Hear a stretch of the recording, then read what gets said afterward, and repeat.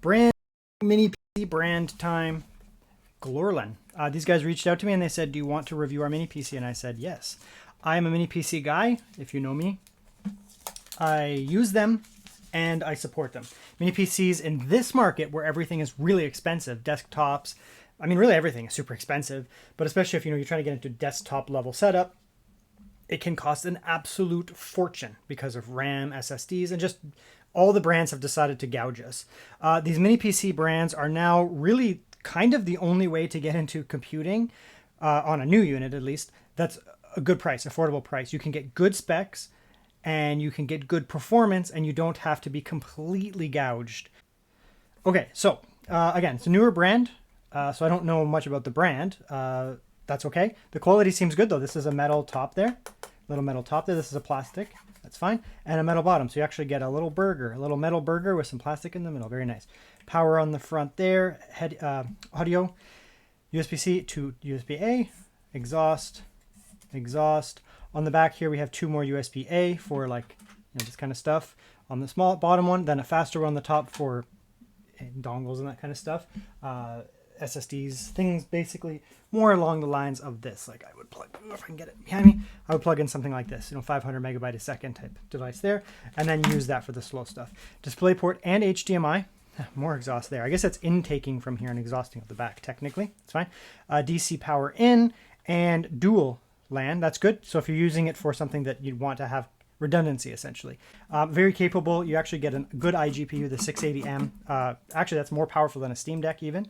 So the iGPU will be more powerful than a Steam Deck based on just raw compute and also the wattage power. So this will easily outperform a Steam Deck. You can also install Steam on it if you want it, because it's going to have full Steam support, to be honest. So that's that there. Metal back, like I said, just works as a little heat sink. That's going to be a plate there to... This is a component cooler. So you can see there it will pull air in through there just a little bit, and that'll just cool your components. Little fan. It does have curved blades too, which should actually reduce the air turbulence. Some brands use fans that do not have curved blades, and then they make a little like wee sound. Curved blades in general, if you look at like more silent fans from Arctic and these brands, curved fans generally reduce air turbulence. Like, it's not specifically a rule, but generally speaking, you can say that. I can feel a heat sink. There we go. And so this giant piece of metal is also working as a heatsink. It's just literally a giant piece of aluminum. And that's going to sit on top of the NVMe here. So we have the first NVMe. The first NVMe is literally touching this pad, and then this pad is touching that and keeping it cool. It's also got another piece of metal under that. I don't need to destroy that. We'll just look in the crystal disc to see what that is. You get a second NVMe slot here, so easy to upgrade. You just pop that in there. Very good. So far, the build quality is good. The plastic molding here is nice. Metal insets for that to keep it from stripping itself. Lots of metal on it. Metal here, metal here, metal here. So that's good. Some brands could easily go with, cheapo plastic. And, people wouldn't complain in this market. So it's always nice to have that little bit of an extra. Oh, yeah, you take that off and it releases the top. That's sweet. That's really well designed, actually. Good job, guys. Yeah, you just take those 4 screws out and the top just pops off. Oh, that's sick. And then you get immediate access to that. That's really well done, actually. A lot of the times with these mini PCs, this is like a fused piece and it does not come off. Like it's one piece. And so to take out the thing, if you wanted to service it, like this whole thing comes out, you'd have to actually take this out, which is a nightmare. I don't like, because you'll never get it back in and it's risk of break. Here, it's right there. It's right there. That's really well done, actually. I'm happy about that. Actually, quite a bit happy about that. Big piece of copper there, obviously. Right. There's your CMOS battery, easy to access. Big piece of copper there. Let's take it off. This is a new brand. So, if it's a new brand, they seem to be very confident in their product. They sent it over to me and they were like, where's the video? Where's the video? And if they're confident, that gives me confidence. They basically are like, we know we have something here. We cooked. So why don't you show your audience that we cooked? Nice big fan. You can see the fins on this as well. See how they're curved like that? Now I do a lot of laptop reviews. I'm not just the mini guy. I'm the laptop guy first and foremost. I do also do so many minis, but that fan type there, how it's curved, reduces noise turbulence. Some brands don't do that. They do these like straight up blower style fans, which are really loud, super loud. They create a lot of turbulence and they're annoying. This should not produce any noise, or any noise turbulence, sorry, that would be abnormal. It should be nice and quiet. It'll just be fan movement sound. So that, I'm really happy with that. Let's take this off. This is a nice looking fan though. Good weight to it. I'm very happy with the build quality of this thing. Lots of copper in here. Copper costs money. Big heat pipes too. I mean, the 6800H can pull a lot of power technically. It's not a, it used to be in like Legion 7 laptops, like powerful Legion 7. And there you go.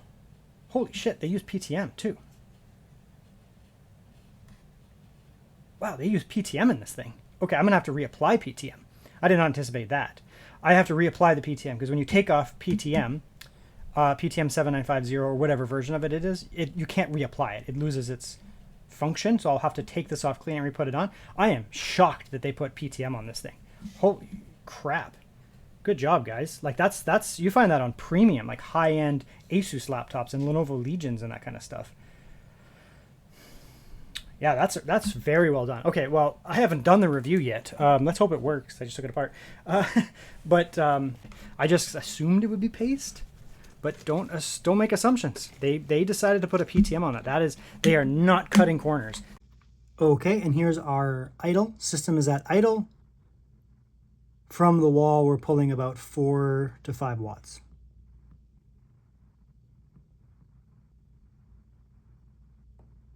Not bad. Okay, let's fire up some Cinebench and get this thing maxed and do the same test.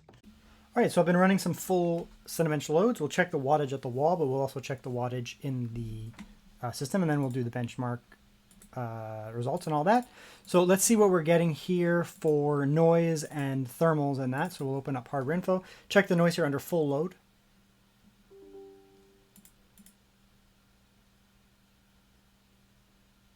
So where I'm sitting further back.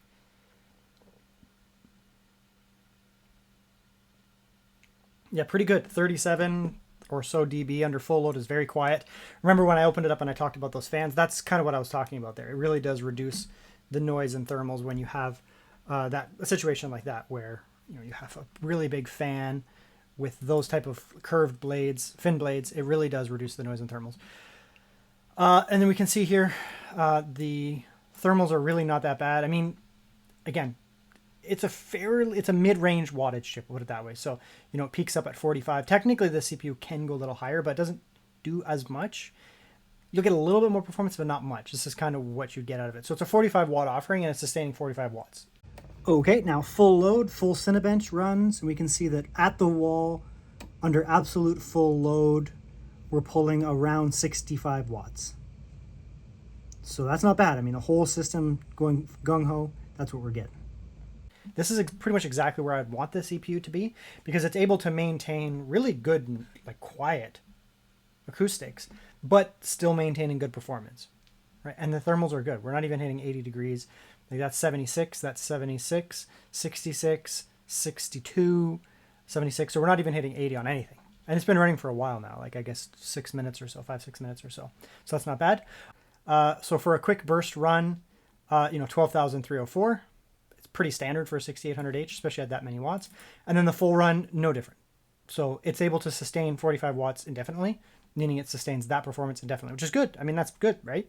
I mean, it's a few generation old chip, but it was always a really good chip. This is probably the first, I mean, AMD did have, the 4000, the 3000, 5000, we're starting to get really good, but it was really the 6000 where they also moved beyond Vega graphics into RDNA, and they started to get these really efficient chips where I was like, okay, AMD is like cooking now, right? So it's good. They haven't done as much in the last year or two, but I mean, this is really AMD shining through, the 6800H. Wi-Fi, same idea, nice and fast. My uploads suck, it's just the way that it is. I'm also across the house, getting almost 600 megabytes a second download. That means it's getting a very good signal. Okay, that's what I'm testing here. I guess probably because it's metal, but it does have like gaps, and that probably does work as a little bit of a signal booster, because that's a really good signal for in here for a mini PC. Usually when I do a mini PC, they're lower if they don't have a dedicated antenna. So that's really good. Really, actually quite good. Internal NVMe is actually good too. Right, Gen 3, nothing special. It's nothing special, but it is what it is, right? Sometimes these things come with SATA drives. So it's totally fine. No issues there, just a standard drive. The whole run ran super cool and quiet. So that's another benefit here. It's going to run cool and quiet. I mean, we didn't even break 48 degrees throughout a whole Crystal Disk Mark run, the whole thing. So that's quite good, actually. And then, of course, it does have ports that are reasonably fast too. No USB 4, but that's okay. Front port here, this is the front C, 10 gigabit per second, no problems. Nice and quick. Front USB-A, same idea, nice and quick. So those blue ports, those are going to be nice and quick. There's actually just like a dongle plugged in here. If I can get it out. Can't get it out, but those are both fast ports. And there's also one on the back. So these are all fast ports, good for docks and enclosures and that kind of stuff. I have some of these, these are really fast, 1000 megabyte a second type stuff, or 500 megabyte a second type stuff. Very good. It's gonna be fantastic there on the back. So it's all really good, right? It's running completely silent, right? Like if we come in here and we load up some YouTube or something like that, just check, see if it gets any noisier. I'm actually gonna turn it down because I won't be able to hear it. So we'll turn that down. I don't know, let's just run up. Regardless, that it's so quiet that you would be either completely inaudible, or so low that you can't hear. And this is like doing stuff, right? Like I'm buffering a video, and I can come in here and Glorlin. Amazon, let's go to their website. Right, browsing through here, looking at some pictures. Oh, it's kinds of stuff actually. Nice website, lots of graphics here, so that's going to load up the CPU a little bit here. All right, get your drivers in there. Yeah, it's silent. It's completely silent. Oh, and the other thing is it's super snappy. I mean, it's a 6800H. This is not some CPU like a mini PC where you're like, it's got an N95 and I can use it as a daily driver. It works. No, it's fast AF, bro. It's fast AF. The only way to really get a faster mini PC in terms of day-to-day work would be to get something with, I don't know, like a Strix Halo or something. There's a couple chips that are slightly higher. You could get, 8840 HS, but it's still in the same class. It's not that much faster, right? It's not really that much. They're all kind of the same. You'd actually have to get up to a Strix Halo or a Panther Lake or something like that. And even Panther Lake, I mean, it's faster, but it's not staggeringly faster. You're really looking at a Strix Halo to get significantly more, computation. And then you're paying $3,000. So, I mean, there's not much you could really do to get a faster CPU. Really, I mean, it's still going to compete with really anything that's coming out now, like the AMD 255 stuff. It's all in the same class. It's all in the same class. Year and a half or 2 years of my YouTube was done editing all my stuff on this chip here. Totally fine. Now, the other thing is it does have a powerful iGPU as well. Okay, so how about some video editing? I did a lot of video editing in my career for YouTube on this CPU. Again, I used the Legion 7 for, between the 7 and 7 Slim, probably 2 years. What I'm getting at here is you can do boatloads of video editing on this device here. So we're going to throw that in here and it's going to be quick. Again, this is a true 8-core processor. It's not some weird little Peasley thing. And there's no performance cores and E-cores. There are 8 cores and there are 8 performance cores. So when you come in here and you start to do editing, I mean, normally you'd want to wait for this thing to process. The other thing is I'm also reading off of this SSD. So it's not internal, but it's quick, right? It's a 10 gigabit per second drive. So it's going to be quick, 10 gigabit per second port. So it's going to be quick enough that I can read right off of this. I don't necessarily have to put everything on the internal. And that's one of the nice things here. I mean, these mini PCs, it does have 2 storage slots inside, but prices are kind of expensive on NVMe's and storage and that kind of stuff. So if you have these type of things, I mean, you can use them. You don't necessarily have to do that. You don't have to throw everything inside. You can just use it like that. So you can see here I'm editing. There's no problems here. It's working very fast, right? No problems whatsoever. And then of course, when you get to the editing phase, the exporting phase, obviously the editing is gonna be nice and quick, very snappy. You come in here and you have access to the AMD encoders. Now AMD encoders, yeah, this is not gonna beat out like an AMD desktop GPU. I have a 9070 off camera here. Or if you have an NVIDIA 5070 Ti or something like that, yeah, it's not gonna beat that. Those are dedicated desktop, powerful GPUs. But this is still a powerful iGPU. It's a 680M. It's not weak by any means. It's more powerful than a Steam Deck, right? And it's going to be very capable for things like video editing. There's going to be actually legitimately no problems video editing with something like this. So, I do 4K. Well, I actually do that. I do 4K 60 HEVC, which is a little harder to run. And just something like that. Doesn't really matter. Something like that, right? And I'll just throw it on the desktop just as a sample. A 5-minute video, 4K 60, three tracks. Pretty standard for me. I don't add lots of effects and that kind of stuff. If you're doing 8K, 120 hertz raw footage editing, and you work for LTT or something like that, yeah, you're probably not doing it on an iGPU. you're probably going to do it on dedicated desktop hardware. But for the vast majority of people, this is more than enough, right? And you can see here, like, we're already ripping through. It'll probably, like, I mean, a 5-minute video on an iGPU, an AMD 680M, would probably be about 3 to 4 minutes for the full export. I mean, I have a lot of experience with it. 3 to 4 minutes approximately in my software. And remember, the average YouTube video these days is about 8 minutes to 13 minutes. That's the average, 8 to 13 minutes. So you're probably looking at about 5 minutes export to 10 minutes. So 5 to 10 minutes. So you edit your video here, super snappy on this system here. There's no issues with it. You literally come in here, you edit, it's nice and snappy. And then you come in here, you hit export, and it takes 5 minutes. So like, yeah, you may not even have time to make yourself a coffee. Okay, so I was going to do some like whack, easy to run game. And then I was like, nah, let's just do Baldur's Gate. So how's it running so well? What the hell? I guess I have also the VSync turned on. I mean, FSR is turned on. Let's turn it down. I didn't actually anticipate to run that well. I mean, it's more powerful than a Steam Deck, but the Steam Deck's also only 800p. Yeah, that's weird. Weird. Okay, it's running way better than I thought. I was expecting like 30, 35. So yeah, I mean, Baldur's Gate now. This is not the most demanding area. There's lots of areas that are harder to run, but I mean, still pretty good. This game, as long as you're getting 30, it'll feel fine, to be honest. It'll feel fine. It's a turn-based strategy game.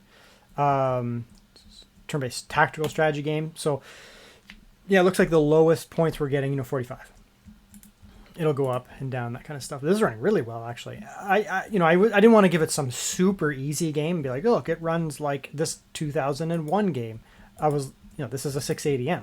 It's a modern iGPU. It's capable of running modern things. And it's running just fine, right? 45 FPS, Baldur's Gate. Baldur's Gate is a benchmark title. This is not like, oh, it's just something that's easy to run. No, this is a brutal game. It destroys the CPU and the GPU at the same time. This is like the iGPU killer. The reason it's the iGPU killer is because not only does it hit the GPU, it also hits the CPU at the same time, which is the worst thing for an iGPU. iGPUs don't like that. They like to put all their power into, the GPU and let the CPU just kind of do nothing. And look at this, it's fine, right? Way faster than a Steam Deck. Steam Deck is like, you're praying for 35 FPS and you're at 800p with like balance to performance scaling, right? There are a lot easier games to run than this. I just kind of threw this on here. This is running really well. Okay, well, so yeah, moral of the story is you're going to be able to play really anything, honestly. Just got to make sure you have a VRAM allocated.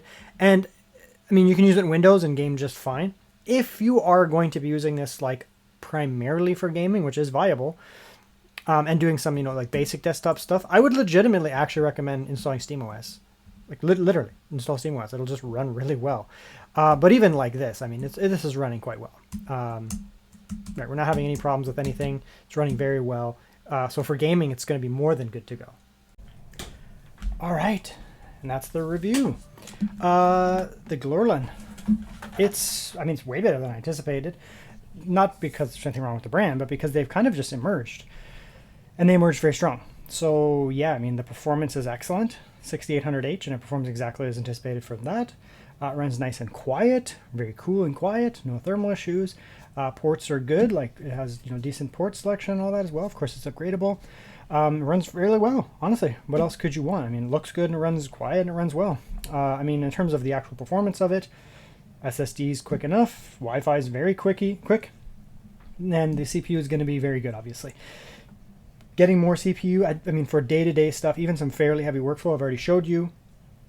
It does just fine. Honestly, it's quite good. If you're going to be using it for like quite a bit of gaming or something like that, you could consider installing something like Bazzite or SteamOS or something like that, and get a little bit more performance in terms of the gaming side of it. But even on Windows, it's just fine. So yeah, if you're looking for a nice little mini PC, that honestly, it's nice when a brand like this comes out and just kind of does a good job. Like, it's a new brand that I can understand. It's a new brand, came out, made a good product, didn't come out with some like crappy thing and just like, oh, that'll do for now. They actually came up with a good product, and it seems to be running quite well. So that's that there. Check it out.